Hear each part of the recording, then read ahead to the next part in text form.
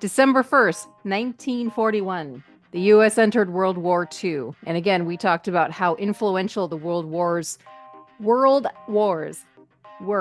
to Armstrong. That was a mouthful. That's what she said.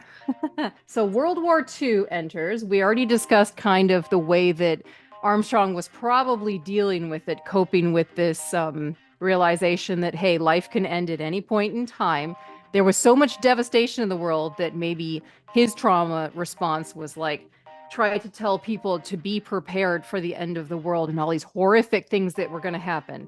And dun dun dun, that same year, 1945, as far as I know, this was the first publication of his book titled The United States and Britain in Prophecy. And I do want to let everyone know that was not the original title of the book. It was originally titled You United States in Prophecy. Ooh, how convenient. I mean, I think we need to recognize too that him having watched the two world wars happen and see how the US came out like sort of on top at the end of that because the US, well, just because the war itself had, not the US, because the war itself had destroyed so much of Europe, just wrecked everything, blew it up, Yeah. turned it into rubble in so many ways, that it actually fueled the American economy because here the US was Ooh. ready to manufacture and help rebuild Europe. And so it kind of put the US on the map in a way it hadn't been before and really skyrocketed it to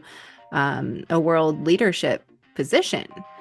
Right. And so it played right in to his white English speakers thing because here he decided, apparently in what, 1939, this, his version of American exceptionalism coming through in this prophecy. But it's what he saw, right? Mm-hmm. It is what he saw because he saw the US kind of go from the Depression, World War, Depression, World War, and then he saw the rise of the middle class in the 1950s. And Mm-hmm. that, if you were white, was a very good thing in this country. Yeah. Right? And so he's, he wasn't operating in a vacuum. He's doing this in that context. So no fucking wonder. Like it fits. It definitely fits, and it's not like we're excusing Armstrong's behavior here and kind of trying to get certain people to follow his church, but it makes sense that that's where he was coming from.